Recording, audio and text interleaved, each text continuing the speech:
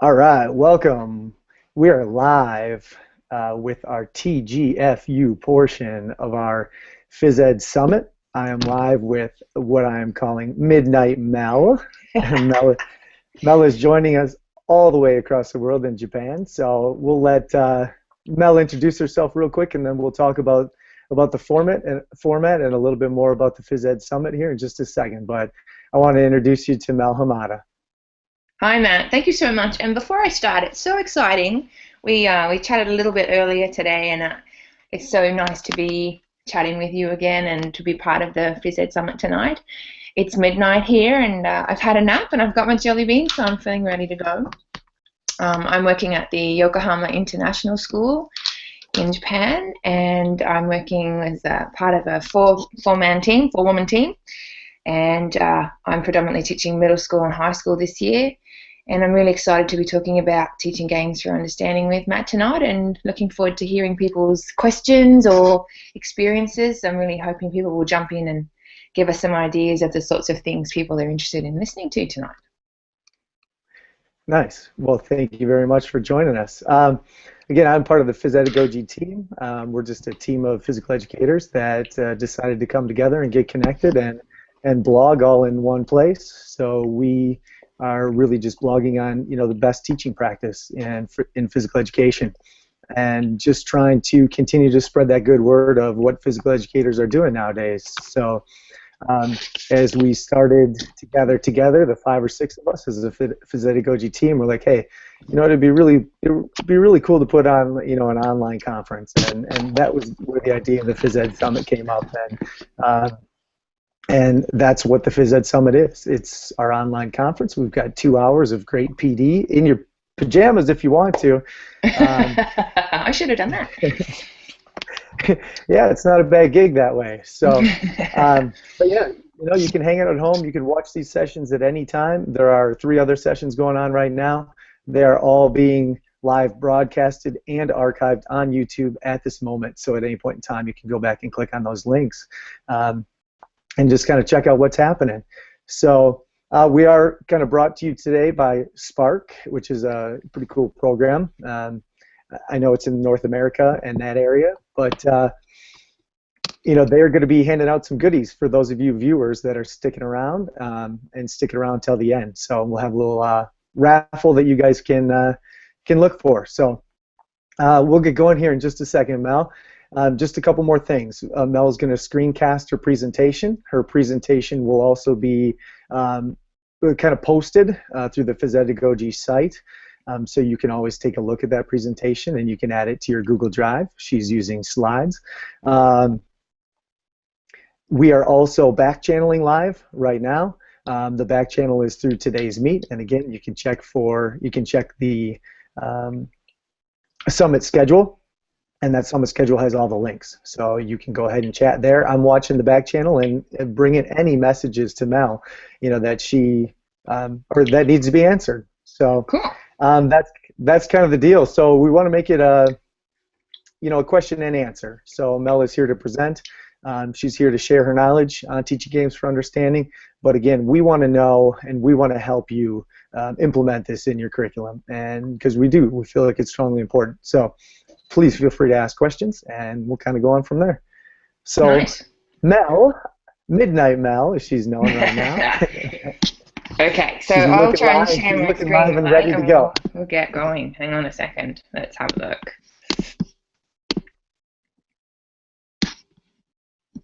Can you see that, Matt? Yes, looks perfect. Awesome. Okay, so I might just say before we get going, or before you and I start chatting, is I am definitely not an expert in teaching games for understanding. I've been working with this model for a few years now, and I have met some fantastic educators, both through my networks on Twitter and through the different schools that I've been working with. And I'm just going to quickly plug 2 people in particular that I've been working with more recently. Would be Simon Mills from the United Nations International School in Hanoi, and Alex Thomas, who I work with really closely here in Yokohama. And they've really helped sort of guide my thinking further. And then I've been reaching out to the resource people who is at the end of my presentation tonight, I've listed people who are great resources, including Shane Pill and Rick Buddock from the ACHPA group in Australia. So they've sort of been really helping me with this, and I'm really excited to share where I'm up to, and hopefully inspire some other people to sort of try different things and see how they enjoy it. So I know, Matt, you're in a sort of similar boat, I think, where you're experimenting with the change. So it's exciting times. Yeah, so sorry, what were you going to say? That's okay. Just wanted to add that it is really exciting times, and there's great options out there for teachers to start implementing this just real slowly. And there's lots of resources out there, and Mel's going to share those. And take it one unit at a time, one step at a time. And, even one lesson at a time. Try a couple of things and then experiment and see where it takes you. Yeah. Yeah, your students will show you how awesome it is and how much they like it. Yeah, I think that's the main thing, right? If the kids are enjoying it, then it's working. So something that I really got into when I was researching for today is this great quote I got from John Herdman, who I've never met, but I was watching some different videos, and he says, you have to keep the players in game situations as much as you can. If it doesn't look or feel like a game, then don't do it. And I thought that really sums up for me a little bit about what TGfU is. We're not standing in lines practicing a certain pass anymore. We're now moving way beyond giving kids an experience which is really isolated, and moving into a really collaborative experience with other players where there's so much going on than just one thing at a time. So I really feel like this is a lot of the essence of what your activity should be looking like if you're really exploring this TGfU. So I think the main thing to keep in mind is that the student learning is problem solving, and the teacher's job in this new approach is, well, it's not new in this approach, is that you are the facilitator of new problems for your students. You are not the director, you are not the knowledge provider necessarily. You are the person that's coming up with new ways for your students to learn and problem solve together. So it's quite a bit of shift for the teacher, and I think we were talking about this earlier, Matt, it's trying to get your head around the fact that you have to let go a little bit of the control in your space and let the kids start running the show a little bit. So I sort of will throw out to Naomi Hartle here. These are some of the differences that she listed in one of her presentations, and it comes through in a variety of resources. That the differences for the teacher when you're teaching in this method is you might not do a traditional warm-up activity. It might be that the first game that you run is the warm-up, and that your kids will start moving. It might be that you show up with a variety. If you're doing an invasion game, you might show up with a variety of different balls, a warm-up volleyball, a volleyball, a basketball, a tennis ball, whatever, and you have the kids run a specific game, and they can choose the equipment that they'd like to use, which they feel the most comfortable using. I think the model that I like to use is that your game should run for about 4 to 6 minutes of really vigorous activity in small groups, and then you have a minute or two where you sort of bring kids together and they have a conversation about the things that they've been working on. And the most important thing for me here is that I have developed a really strong set of questions to ask my students. So a lot of my time now is spent coming up with progressive games and challenges, which I'll talk about a bit later, on those games. But the most important thing is actually the questions that I'm trying to ask my students so that they're really thinking about their learning, and I'm going to discuss some of those a bit later. My questions have 3 different focuses, or foci. I'm looking at skills progression, but I'm also talking to them about game sense and also their interpersonal or their teamwork focus. So I'm not always asking them necessarily about a skill thing. I'm trying to keep an open mind to the kinds of 3 areas that I should be talking to my students about. So my pattern is activity 4 to 6 minutes, then usually 1 to 2 minutes where the students are talking in their teams or in groups, and then we repeat that cycle with the game, slightly adding challenges or layers to the similar game for the rest of the lesson.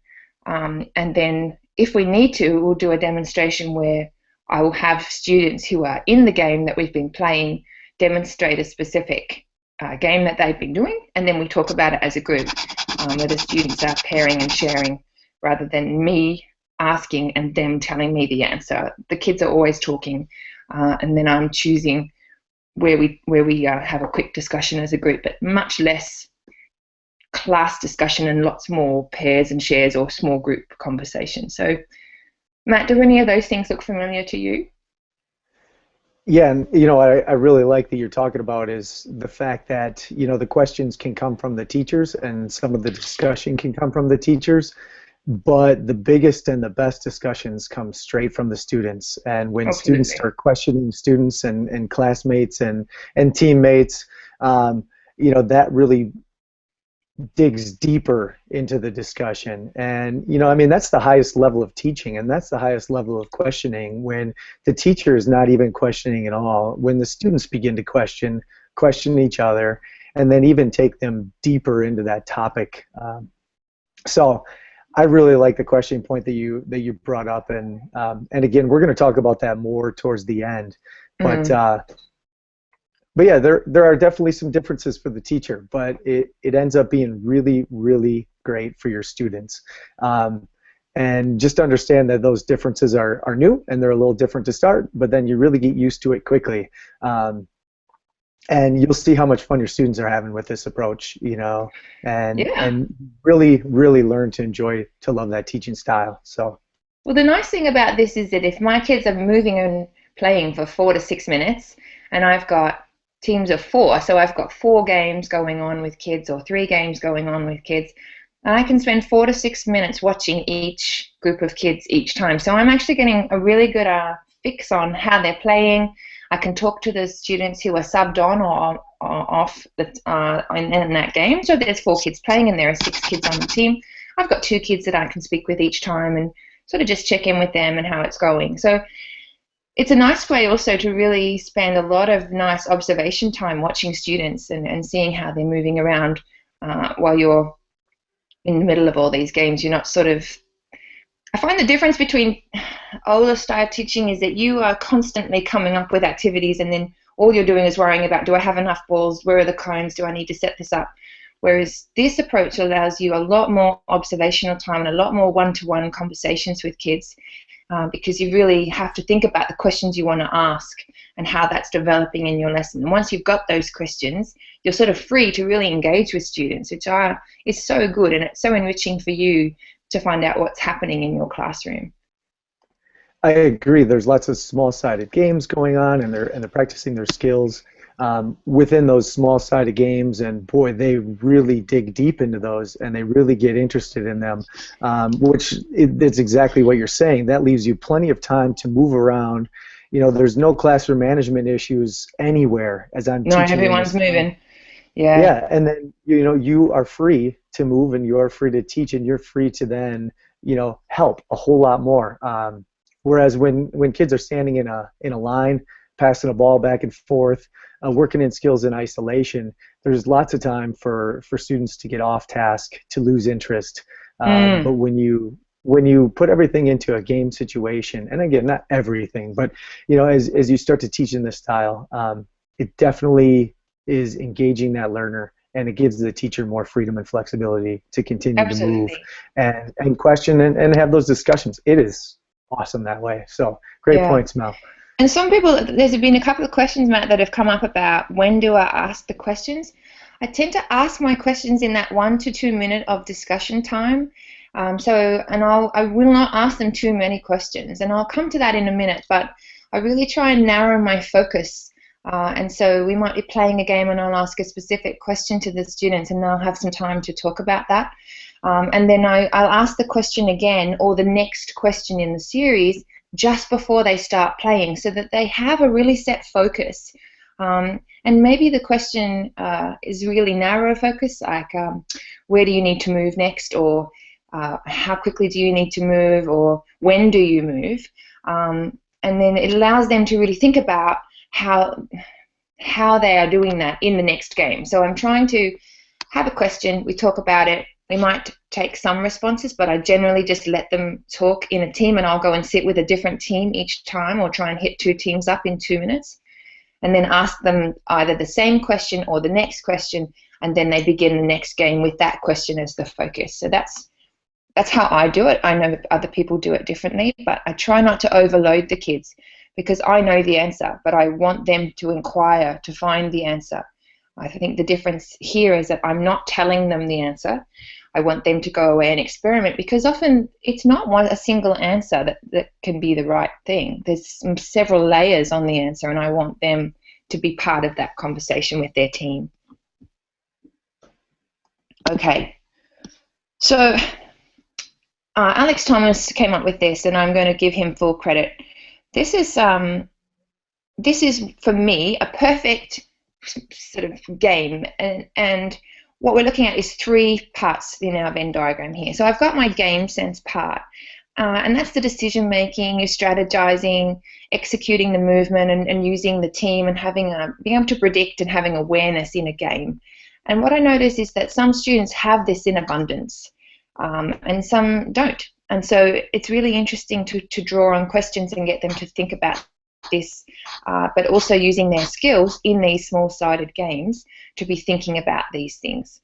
And in TGfU, in invasion games, we really look at offense and defense and try to isolate offense and defense. What I find is that students are pretty good at offense. They have a lot of ideas, but they're not as knowledgeable or as aware, maybe is the better word, about defense. So this is a big part. And then interpersonal is here. Interpersonal skills is like your teamwork skills, your ability to think and communicate with other people, your ability to organize your team to be prepared and have your subs roster, to show leadership and to listen and to accept leadership in different ways. So you might have different leaders on and off the court or your turf or pitch or field. And then it's also the way that you problem solve and take risks with other people and reflect on games. So I find once kids are really in the middle of my TGfU units, that they are grabbing their team together as soon as they come off. They're watching other teams play that they know that they're about to play next, and they're like, have you seen that team? Have you seen what they're doing? We need to follow this. And they're reflecting on what they have been doing, but they're absolutely involved in planning for their next small game. It's very exciting when that happens. And then, of course, your skills that you're trying to develop in whichever. Just want to add a little something to that. Please do. Matt? Just wanted to add in, too, I hear when the teams start to discuss, as you talk through a TGfU approach, not only do they discuss strategies that they need to implement, to continue to get better throughout the unit, they begin to start watching other teams and seeing what strategies they use. Oh, yeah. Which is important. Therefore, they learn from that team, but then they come up with the strategies to learn how to defend and attack the other team's strategies. So if you think about the higher level thinking skills that are coming into that, that come from the student again, and I think that's been a key topic. I could tell them at the beginning of the class, you guys should do this, and it probably won't happen. But when a classmate, a teammate, begins to notice things and say things out loud, that makes a huge difference, and everyone buys into that, which just takes the class to a whole new level. So, well, it's interesting, Matt, because I find once in a 6-week unit, once I get to about week 3 or 4, I feel really guilty because the kids don't really need me.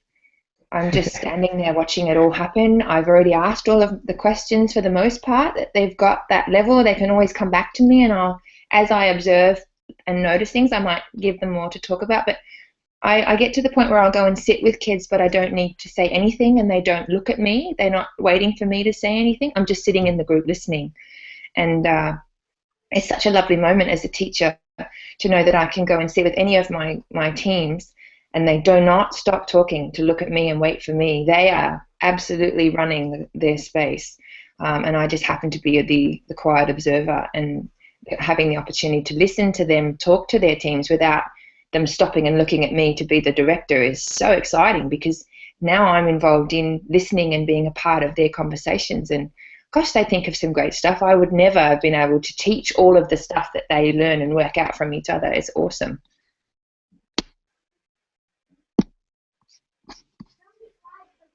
Okay. it's a bit, all I'm doing is looking at my screen and looking at this presentation, and I can't see Matt, so I'm not getting any cues from you at the moment, Matt. So I'm going to keep going. Okay. Sorry, I think things got bogged down on my end just a little bit, so I missed a little something. No, you're good. I'm just saying I'm going to keep rolling on.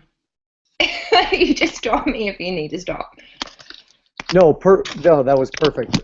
Like I say, I was just getting a little backlogged, I think, on my computer here, so no, you're things good. were kind of. Okay. So Shane Poole, who is an author and lecturer in Australia, in Adelaide, I think he is at the moment, he's written some really great books on TGfU, but I really like this quote of his, that the key to successful game-centered pedagogy is we need to do some modification of different things, and we need to have these questions to teach kids about their games. And if you can take your modifications and take your questions and really focus on those things, your kids are just going to have an amazing experience, which is so full of variety, and it will appeal to them on so many levels. It's just awesome. This is what's so exciting. So let's talk a little bit about what do I change and what do we change in TGfU approach. So because you have to remember that it's a problem-solving focus. All you're doing is providing problems for them to solve and to talk about and inquire about. So these are the things that I tend to change, and I'm going to talk about them here. So in my lessons, I'll bring out a variety of balls. What I notice is if I'm doing a unit that centers around the more basketball-oriented skills, if I bring out just a whole bucket of basketballs, that there are always students who are very scared about throwing and catching a basketball. And so now their skills are so affected by the fact that they're frightened of catching the ball. So I always try on the first lesson to bring out a variety of balls, and I don't care which ball the kids use. And actually when they start playing the very first game, I will say, whatever ball you would like to use, please use it. And now, hopefully, I've got students who are confident using any of the balls that are there, and that's the beginning. I have dodgeballs, volleyballs, basketballs, netballs. I have touch rugby balls, whatever. I don't really mind, as long as they are happy. And then sometimes it's nice, like I've been watching some of my kids move from a basketball to a rugby ball, and they have not got great skill on a rugby ball. So that's a really interesting learning for me, and it's so amazing for them. They suddenly, these beautiful movements that they've been doing with the basketball, they just cannot do with a rugby ball. It's very funny. Okay, so the next thing I change is the space. So if you imagine in this screen, this is a badminton court, and I have 4 badminton courts in my gym. And so I split it up into 6 sections, and I just use cones to make these little punnets. And the first game that I play with kids is Piggy in the Middle, just in groups of 3 in a very small space, just to watch them. They can choose any ball they like, and then I just let them go. And then after we've played a few times, we talk about changing the space, and they take the cones and they go away and create. So some of them stick with the same size space, some of them make it bigger, some of them make it smaller. I don't really mind. It's really up to them, and we talk about later what's easier and what's harder and why, and how different games affect different spaces. So that's interesting for them. So then I move into different games in groups of 4, and again I get the kids to choose the size of the space, and generally the rule of thumb for most of these games is if the space is smaller, it's harder. So kids tend to then be able to work with their peers at the level that they are best suited for, and the kids who are happier with a bigger space, so it's a little bit easier to move off the ball or to do the skill or the game, choose a bigger space. They're always near each other though, because if you think about any game that we play, we're always close to other students. We're always running around in a little bit of chaos in games. You're never working in vast amounts of space, really. And so it's really important for them to get used to being in close proximity, which I really enjoy as well. Still using my badminton court, I then move into drills where we're now working with 4-on-2, where kids are working from one end line to another. So now we're sort of changing our space so that it has more of an invasion game focus in these invasion game units, where they've got to travel from one end line to the other, and we're setting up situations where they're working in a specific space. And then often the kids will then put their cones out into a sort of half-size basketball, and we've now got 4-on-4, and that tends to be I use either netball thirds, or I split my gym into 2 parts, in 2 halves of a handball or basketball. excuse me, basketball court.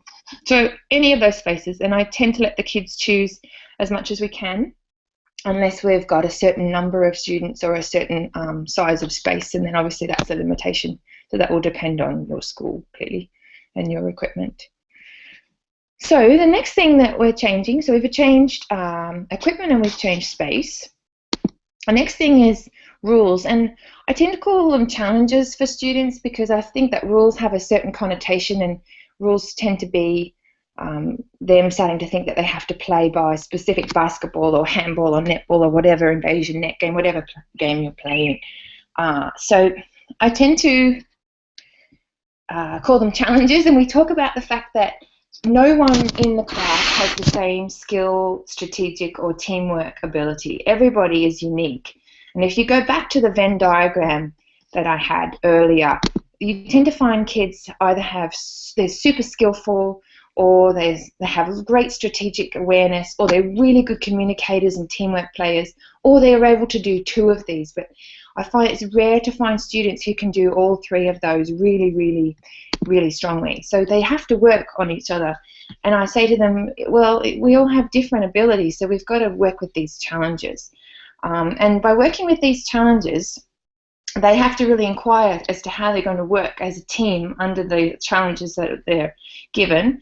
And I usually let, after I've given them some examples of these challenges, I then let the students talk about them, and they usually come up with this whole list of other challenges that I wouldn't have thought of, and then they start thinking about how they can implement them into their game. So I tend to come up with a four-person game, 4 versus 4, where they have to get from one line to another, or there's some kind of task they need to do, and then they'll start telling me how they're going to challenge each other. Sorry, how they're going to challenge themselves to be working at their own level. And this is the beautiful part, because now they're all working on a specific differentiated path for themselves, and it's just awesome. I really, really like it, and I'm going to talk about some examples in a minute. And then you can change the score. So it might be that if your team makes 4 passes, you get a point. And then if you also get 4 passes and you get over the end line, you get another point. Maybe if you've involved, you're able to make 4 passes that are chest passes, you get a point. And if you've made 4 passes that have an overhead pass, you don't get a point. Maybe if I catch the ball over the end line, I get a point, but if I catch the ball in the corner, I get 2. Maybe I can put 3 hoops, and if I can get the ball into one of the hoops, so one of my teammates is standing in a hoop and we catch it in the hoop, maybe we get a point doing that. So it really depends on what you want the kids to be doing, but you can offer scores for all kinds of things depending on what you're looking for. So if you're looking at them to try to make more passes, then give them points for passing. If you're trying to work on invasion skills where they have to get the ball over to the opposition's end line, we'll give them points for that. In my recent unit, we had kids, as long as you threw the basketball or the volleyball and it hit the backboard of the basketball, then if you hit the backboard, it was a point. If it went in, you got another point. But it was just encouraging the students just to have a go and throw the ball and try and shoot it. The other one I was using was if you hit the backboard and then it hit the floor, so that you had managed to hit the backboard and no one had intercepted the ball before it hit the floor, you got points for that. So you just use your imagination about how you change the score and how you set that one up. Okay. Mel, how are we doing, Matt? Fantastic. I mean, I feel like the things that you're talking about are, exactly what you're looking for, and it's when you're talking about these different challenges and changing things up, it's perfect for different focuses, whether you're working on dribbling a soccer ball, again, just looking at an invasion game, soccer, football, dribbling it, you're gonna have a game where you can score in a different way, but the whole focus of the lesson is dribbling. And again, right, maybe the next day you've got a passing focus for your lesson, and then you score in different ways by passing, whether it's passing into a specific area for a goal, passing to so many teammates that counts as a goal, all those different things. And those different challenges really equal different lessons too, just to keep your lesson focused and the essential questions for the day in a game situation. So I think you brought up some good points about that, where you don't have to focus on shooting that basketball. No. Like you talked about. it could be more of a passing day because now you're just trying to hit the backboard or a different area of the gym. So Right. nice point. Right. Thank you. No, and okay. So the last one I've got here is you change your passes or change the dribbling or whatever your game has. I think that's pretty self-explanatory. What I want to get onto and see how many people on the back chat like this one, because this is so one of those things where my kids all freak out a little bit. So when I'm first introducing challenges to my teams, I'll have, if you can imagine, we're playing on a badminton court. I've got 4 versus 4, and all the kids have to do is pass the ball, and they need to score by passing the ball to someone in their team who's run over and has crossed their opposition's end zone or end line, and they have to catch the ball. And if they catch the ball there, that's 1 point to their team. They then put the ball down and they quickly scoot back and they're on defense. So I'm trying to get them to be very quick on their transfer between offense and defense. And then I say to them, well, that was awesome, well done. You're clearly moving really well. But I noticed that the red team, you guys, the score is against you right now because the blue team is stronger. So what I'll say to them is, well, red team, you need to have 3 passes before you are allowed to score, but the blue team, I'm going to challenge you to 5. So now the game is the same, but I've set the challenges to be different for each team based on what I can see happening in that game. And then another example might be that the yellow team is going to have 4 players to work with, but white team only has 3. So now the white team, when they're defending, they've really got to narrow down how they're going to defend 4 players. And that's a challenge on their team because they are a stronger defense team, whereas my yellow team is struggling on defense, so they need to be able to double team someone on the white team. Or if I've got a team that are really skillful in their passing, I might say to them, hey, you know what, guys, you can only chest pass. You can't do overhead passing, you can't bounce pass, but the blue team can pass any way they like. And so now we're playing the same game, but now the challenges are different for the players on the team. And then the other one I like is that the black team is allowed to intercept, but they can also tag they can tag the person holding the ball.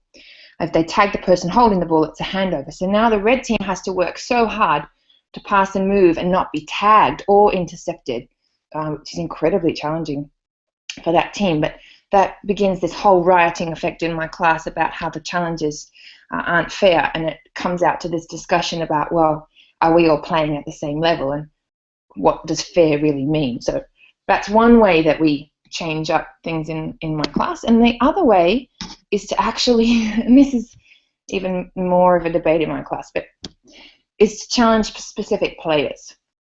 So it might be that Fred is only allowed to chest pass, but everybody else in the game can make any pass that they like. So I'm challenging Fred directly because he has a very strong skill. Or that Ruth gets 2 seconds with the ball and Adam can have the ball for 5 seconds. So I'm sort of challenging them in their own way and differentiating. They're still playing the same game, but now they have different focuses for the individuals. And it affects the team. So the team has to really think about, okay, well, this person can only do this. How are we going to work that out as a team? Now, this one may seem sexist, but often my girls, I'll let them have 2 points for scoring and my boys get 1, because I find that at my middle school level, my grade 8s and my grade 9s in high school, that my boys tend to dominate on the ball. And so my girls who are not as strong in their interpersonal skills and are maybe not as confident, but are still skillful, I'll give them points just for coming out and having more of a try. So it forces the boys or those stronger players to really push the girls forward because they can gain the advantage by getting more points. And then another one, if Anne and Rachel on one team are really strong, then I won't let them pass back because I notice kids will just pass to each other. They'll do 1-2 passes all the way down and they don't involve anybody else. And then defense, you can't defend this person. You have a meter defense on this person. If this person's holding the ball, you can't take it from them, but you can from that person. And then for the students, they can't score twice in a row. So it gets them to assist and defend rather than be the constant strikers. So that will elicit lots of conversation in your class. I'm sure it does in mine. But it's so good for the kids to realise that they can all work at their own pace and their own skill, and it's so rich in the conversation when they start talking about what they can and can't do. It's really good. Now, what I really like about that, what we talked about too, is you don't necessarily even tell the students those are the rules. You know, your students Nope, come up with those on their own, and they you do. know, through your teaching and through obviously your guidance and their trust in you, they really step it up and they really say exactly what they need, which I think is fantastic too. Now, just to jump in, I mean, I like to offer kind of just multiple different levels of games too. So sometimes I offer, if we're playing, maybe we have 4 small-sided games, 5 small-sided games going on at the same time. I mean, I enjoy offering different rules for the different games. At this court, you can kind of play with these rules, and at this court, you can play with these rules, and then they end up finding people that they want to play with kind of at the same ability level as them, so they can all get better. And you know, some of those rules are better for those people, and then there are some rules, you know, where they set that are extremely challenging. And again, so I kind of differentiate that way too with some of the rules or expectations, and then kind of let the students choose based on some of those things too. So just another approach that I've used in Yeah, my classroom that's been thanks for successful sharing. too. So yeah, yeah.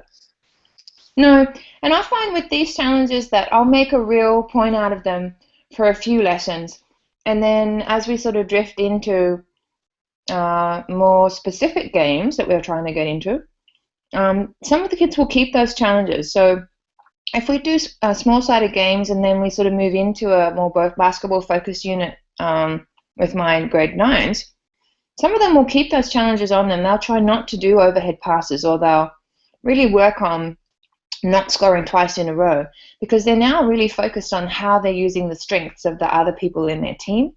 And I think those are the kids that I have been really successful teaching in these units, that they're challenging themselves and really using their strengths, but they're also utilizing the strengths of the other players around them, which they get to learn through this system, which is just so good to watch. Okay, so I kind of want to, I realize we've only got 15 or 20, 15 minutes left here, Matt, so I'm going to kind of shoot through some of these lesson ideas and then get into the questions.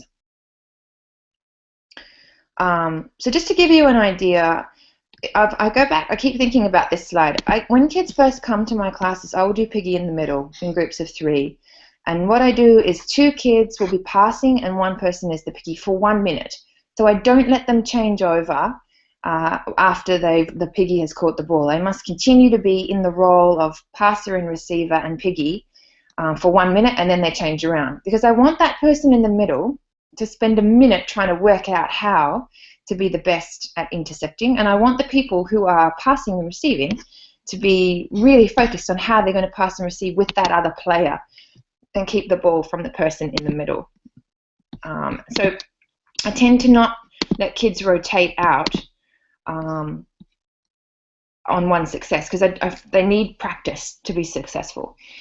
And then I move on to piggy in the middle, where they're passing again, but now instead of just intercepting the ball, they have to tag the ball holder. And this is really important because the person who has the ball often will just make a wild pass to get rid of it because they don't want to be tagged. And it's about learning, teaching the other person who isn't holding the ball that they have to move pretty fast to get into open space to allow that to happen. And the smaller the area, the harder that is. And then I get kids to move to so the same setup, but instead of passing and having a piggy who's trying to intercept or tag, now my people who are passing and receiving are trying to tag the person who was in the middle. So they pass, pass, pass, and then they're not branding them or like a dodgeball. They have to actually be holding the ball and reach out and touch them with the ball. So now the person's running away from them, and getting them to think about where they're moving and passing and how quickly they need to be working as a team to get to that person in the middle. And then I move to 4 versus 2, where the players, I'll just go back to this slide. So I've got my 4 kids here who are starting on their side. They need to pass the ball and get it over this end line without being tagged by one of these 2 players. And they do that for 4 minutes. These 4 kids will work together as a team for 4 minutes trying to get the ball over the line. And if they get tagged, they go back and start again. If they're successful, they then start from the other end and they work their way back. and then we change over who's on offense and who's on defense. Again, 4 minutes of practice in that game to really nail how they're going to be working on offense and how they're going to work on defense without too much change in between. And that lesson, that lesson might run for 2 hours, just those 4 things, working with questions and working with parameters around them just trying in different ways to be successful. And that's sort of my first Invasion Games lessons. And you can do all of that with a soccer ball or a hockey ball or a rugby ball, piggy in the middle, with hockey sticks, piggy in the middle, with soccer ball, handball, whatever you're using. So we try different equipment and different sized spaces, and generally the kids, it takes them a long time to sort of get started in this method. So that's just some ideas. I just I'm want to sure add in, there are lots out there.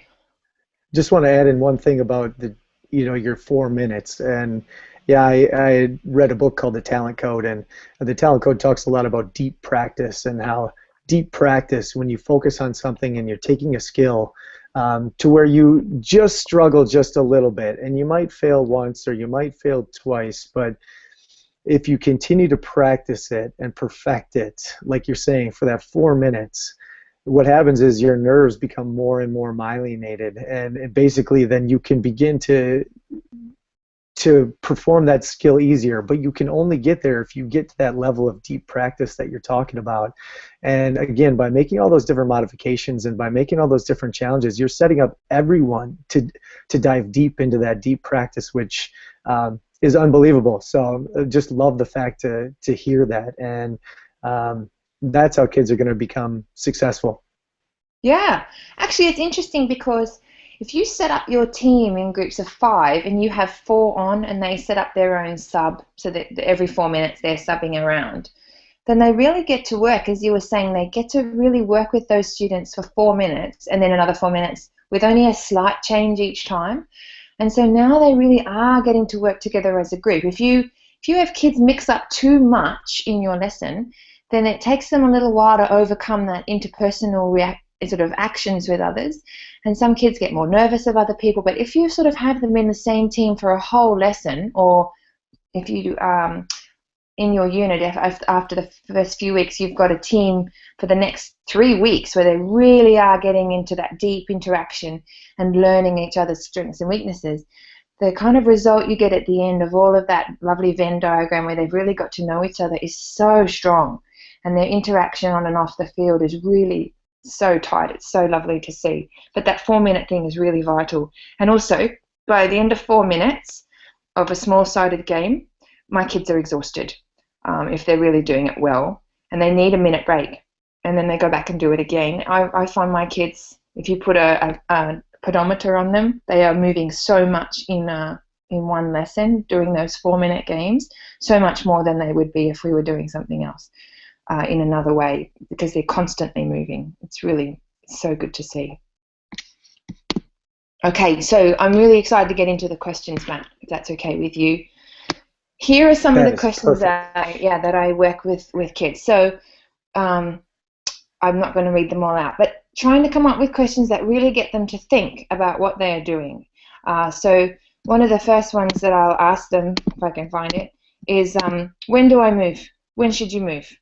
And then again, when should you move? When should you move? What about this game? When should you move in this situation? Should you be moving over here? Where are you moving? Why are you moving over there? So getting them to think about, well, what I really want them to get to is that you should be passing and moving immediately somewhere else. It doesn't matter where you go, just move. But they have to work that out. And then thinking about, if you haven't got the ball, where should you be going? And why? Why are you going over there? And getting them to sort of analyze what they are doing and what other people are doing when they haven't got the ball. And I try to get the kids to not watch the ball, to get them to watch a specific player on their team or someone on the other team and see what they are doing rather than watching where the ball is going, and teach them to be more observant. So there's this first round of questions, and then what was or what is the best type of pass to use in this game? Where was the best place to defend? Where should attackers move on their side? And how can you take that skill and transfer it into one of these games and get them to start thinking about how the games that we're doing because often kids will say to me, when are we going to play a real game? When are we going to play basketball? And I'm saying, well, let's have a look at that, because we really are already playing basketball. We're doing all of these things which happen in basketball. We just happen to be not doing a layup at this moment. So all of this is foundation for these games. And I'm sort of getting them to realize that there's so much that is in common with these games, and they're sort of thinking about that as well. And then here are some other ones. When should you pass the ball? When should you run, dribble with the ball? And we sort of move on thinking. And, of course, these are all invasion games. And I'm fresh off an invasion games unit, so I'm just sort of putting my questions out there. So I'm just going to skip forward a little bit. Often I have these questions here, and I'm going to talk about visible thinking in a minute.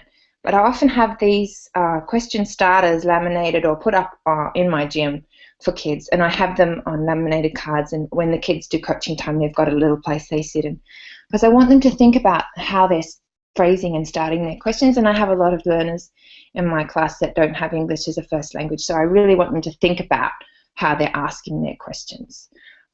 So we talk about being constructive when we and in our feedback and when we're using questions, and a feedback sandwich, so something that was positive, something constructive, and then something positive, and using detail and being accurate in our coaching time. So these are the sort of question beginnings that we're thinking about. So my journey at the moment is to use visible thinking routines and use making visible thinking in my classroom. This is sort of comes a little bit from the learning I've been doing at school, but we're at an NYP school, and they've changed over to these conceptual, transfer, and debatable questions, and we've sort of been looking at ways that we can assess the kids' learning using the questions, because there's so many questions we ask kids, but I'm trying to get an idea of how to assess the learning that's happening and to see whether they're understanding the conceptual ideas that we're bringing. So this is Making Thinking Visible. It's a website, and I've been lucky enough to go to some professional development from these guys, and they have all of the thinking ideas and thinking routines on the website, so you can go and have a look at them. So there's fairness routine questions, and you can go and have a look at those, and truth routine questions. So this is the sort of this is what I'm using. I'm going through and finding the best routines for my classes, because they're not all PE focus type questions. They're for all classroom teachers as well. So what we did, so Thinking Visible allows you to have a broad and flexible framework, and it really helps you to foster students' intellectual development and to sort of get through your content and your concepts. And some of their key goals are to really understand the content of what you're doing, to be motivational for learning, to really think about and develop your learners' thinking, and to get them to think about how they're getting this down and what are they drawing their learning from. The development of the way that they think and learn, and to sort of look for opportunities for thinking and learning, and to really have engaged thinkers and learners in your community and in your class, and to sort of enrich them into looking for learning from other people as well, which is really lovely once that's established in your classroom. So again, these are my question starters. So the one that I use here, I'm just going to keep going because I'm conscious of time, is we did claim support question. So what I did with my kids, this is a visible thinking routine. I wanted them to make a claim about a topic from a question that I asked them. I wanted them to support their claim with evidence and examples. And what it says on the website is use things that you see, feel, and know. And I asked them to give examples of things that they did in their game, in their small-sided game, or they saw other people doing that they wished they could implement into their own game. And then they had to ask a question that was related to the claim. So that was they had to learn this routine. So we did it 3 times in my grade 8 Invasion Games class. So the first thing I did was, instead of asking them to come up with all the words, I gave them all the words, because I wasn't testing them on remembering the words. I wanted them to have the words in front of them and to use them and to see if they could use them in their discussion. So the question was, how can the offensive team use game sense to best effect in this game? And we were looking at a specific small-sided game we were doing. They had to make a claim and then support it with evidence and then ask a question. So this was the first one. And you can see it's a very open-ended question. They can say whatever they like, as long as they support it with evidence that has some detail and they've explained why that's important, and asked a question about the thing that they were interested in, then that's fine. That's really what I wanted them to do. So we did that after we'd done a lot of offensive work in our small-sided games. And then we had 2 weeks of defense focus, and I asked them at the end, how do you know when your defensive gameplay is effective? What will it look like? What might you see in people's gameplay? So again, claim support question. You'll notice I had the same word bank with my kids. And then in the last week of my lesson, in my unit, I asked, what learning will you transfer to another invasion game? And I asked them to choose a more challenging topic, and I said to them, if you tell me that you will transfer catching a ball from one invasion game to another, that's not complex enough to talk about. So again, they had to think about what they were saying. So what I've got here is some examples, some different examples of strong, and I'm not sure you can see them really well, but this student started talking about moving into space, and she talked about how you could transfer from one game, another game, invasion game to another, and she was looking at game sense and sports skills, if you think about our Venn diagram. And she had a really nice claim, a few sentences, really heavily supported with great PE words, and then she had a great question at the end. She says, let me see if I can find it. Will this strategy be useful in basketball? What about in soccer? Since it's harder to control the ball in soccer, would it be harder to aim? Would this strategy still work? So she's sort of thinking about how she's going to employ what she was doing into another invasion game, which was interesting. So in this one, my student is saying how she took risks. She was saying that she was really nervous, but even in professional sports, people make mistakes. And so that's okay. She needs to learn from her mistakes. And she talks about taking risks in her gameplay. So she told me I could transfer taking risks from one invasion game to another, because even if you fail, you can try again. And if you succeed, you feel really good. And then she supported it by telling me about how she'd had a go at being the goalie and how that was a big risk for her, and that she felt really supported by her team, and she felt really confident to do that. And this was a student who was having problem throwing and catching the ball to begin with, and just not knowing where she needed to move. And she got to the point where she was playing goalie for her team against some really strong grade 8 boys, and she did such a super job. And she says, I wonder if you could use knowledge of taking risks in other games or only in invasion games. So she's now thinking about net games or other games that she's playing and about her risk taking. So that was really awesome. And then in this one, I had a student who was just talking about man-to-man defense and how he was going to use that to cross from one sport to another. And it was really interesting. He sort of was really detailed and explained really beautifully. And he talks about fitness. Will our endurance be enough to get ourselves into, man-to-man is so much movement, whereas zone is not as much. And he starts talking about how when you're playing a game like soccer, your fitness is going to be affected, and basketball is different because of the size of the space. And so that's really interesting too. And my last example is communication, and how the students were talking about how important it was to communicate, and how this student is saying she's going to try and follow up in other ways. And this is a student who doesn't talk so much in games, and now she's talking about how important the coaching was. And I hadn't seen how much communication was going on in her coaching and how much she was taking in. So it was awesome to see the way that was coming up. So that's just some ideas. I actually took in these assessments and marked them to really see how much they were getting out of the unit. And I was blown away by how much they took in. I could never have taught them all of this content in individual pieces. So it was really great. I'm just so proud of the kids. They worked so hard. And at the end of this presentation, I've just got some resources, people, research, and the visible thinking information. And you can access all of that when I make this go through. I feel like I've really rushed that, Matt. Are you still there? Yes, I am. I think it was a good job. I mean, there are some questions about, what levels does this work best for? And I know you and I kind of had that discussion about it too. But I mean, I know we use it from like a 6th grade and up standpoint. But we had also talked about how maybe just modifying rules of games but keeping it in a game type of a situation too, with just modified rules for some of those younger Yeah. students work well. Like I said, even in kindergarten, we played no rules basketball, and the fact that they were still working on now a game situation, but they didn't have to worry about dribbling and moving. They could just move with the ball, and they didn't have to necessarily worry about passing to open space, but just passing the ball. And so I think it can be modified to many different areas. But Yeah, you and I are talking about this, and I think you're right. I think you need to look at your learners and their physical literacy and what they are up to, and you can take as many challenges out and just start with absolutely the beginning foundation stuff.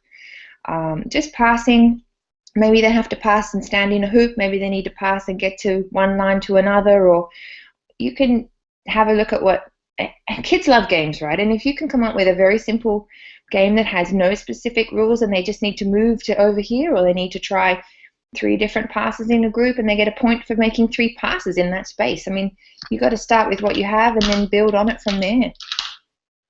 yeah, great point. And someone else just asked too about technique. Like, how does TGfU allow you to teach technique? They say practice makes permanent. Perfect practice makes perfect. So, I mean, I think to answer that question, you still do start with more basic, skills with movements and that types of things, and you are still focused on technique, and the skill part is important. But to be honest, they practice, I believe, that skill 10 times better when they're involved in a game that focuses on that skill. And again, they're very short games. They're very small-sided, so everyone is involved. It's 2-on-2. Sometimes it's 1-on-1. So everyone is forced to use those skills. And like I said, I believe forced to use it with a deep practice technique where, again, their nerves become more myelinated, and again they begin to learn and be able to use that skill better and quicker. So I don't know what your thoughts are. Well, you can also take, I mean, if you take your 4x4 versus 4 invasion game, and then you add the challenge, right? So you might say to kids, well, we've been practicing jump shots over here. We did all these lovely game things, and then we had 5 minutes we learned about jump shots, and we were doing that. So now we're coming back to our games, and if you do a jump shot, you get 2 points. If you do a normal shot or a shot in another way, you get 1. So you're encouraging them to take that skill and add it. And then you start playing using the 3-point throw line, and you start using that as your game space. So kids are invading from the 3-point line, you have kids on the baseline, and suddenly you're using your invasion game in the environment of a basketball court. So you just need to start changing your small-sided game into a basketball approach or a handball approach or a hockey approach, if that's what your unit is about. But if your unit is just about teaching games for understanding invasion, then you don't have to teach basketball skills. We're sort of moving away from that model at my school. We're using invasion games all the way up to middle school that don't necessarily have a specific sport in mind. And then my high schoolers are moving into a more focused sports approach where they are learning jump shots and layups as part of that unit. But I think that's another thing to discuss another day maybe, because everyone has different ideas on that one. True. Well, any closing remarks? Midnight Mel, it's going on 1 o'clock in Japan right now. It's not midnight anymore, but I've eaten 10 jelly beans. I'm on the go. I would say start slowly, and for me, invasion games was much easier to start with. So I started by just changing up my invasion games approach, and I've also now changed my net games approach to very TGfU focus. And I would say just start slowly and develop the kind of question list first, and think about just starting the 4 minutes, small-sided, so 4 to 5 players or 3 players in your groups, and just go easy. And it takes a little while for the students to learn about the new routine that you're using. So don't come away from the first lesson feeling like that's going to be the measure of every other lesson, because I feel when I first started implementing this, it took my students probably a week and a half, 3 or 4 lessons to realize that I was changing the way I was teaching, and I needed to sort of stop evaluating after every lesson and just have a look at the bigger picture later and just put myself out there. All right. Well, I mean, thank you very much, Mel. Just understand that even though our session is over, you can see we've got our Twitter usernames up there. You know, you can still contact Mel. She's going to post her link to the presentation. It will end up going on the Summit conference schedule. You know, we'll share some of those other resources for you. So you are always going to have access to this information, and you'll always have access to us. And please feel free to ask questions. We are not the experts. We have tried it. You know, we researched it. You know, there are cool things about it, but just understand that we're there for you, and please feel free to ask. And we're glad that you have asked questions. There was good talk on the back channel and lots of talk on Twitter. And you know, thank you for making the Phys Ed Summit a great start, Mel, and everyone who watched. Thank you, Matt. That was great. I'm feeling really excited. I'm not sure how I'm going to get to sleep. That was great. Well, you're going to come and join us for the middle school roundtable for a little while. I've got more jelly beans. Yeah. Then we'll let you go to bed. It's not like no, that was great. And please ask. I think I sort of was working in a department where we were coaching really heavily, and it was about everyone will practice lob passes, and now everyone will practice chest passes, and I was like, this isn't working for me. And when I switched over, it was such a revolution in my space. And I'm now watching my kids as they join the basketball team or whatever for my school. They are so much more involved in talking with the other kids. And I think that's the biggest thing. They are the ones talking and inquiring and sharing. And there's such a buzz about that rather than these kids that just stand there and they don't know. They can't see it. They can't read it. And they don't talk about it. And that's the biggest shift for me, is the conversation. You just said the biggest thing out there is that the knowledge of it and the understanding of what happens during the activities. So, hey, lots of great talk today. Awesome. I've got Mel's got a boogie. Again, you can access this at any point in time on YouTube. Thank you all for being around. I am kicking it over to a middle school roundtable, and I believe Mel's going to join us for a little while there too. I am. I'm hoping you're going to send me the link. DM. Check your DM. All right. Okay. See you later.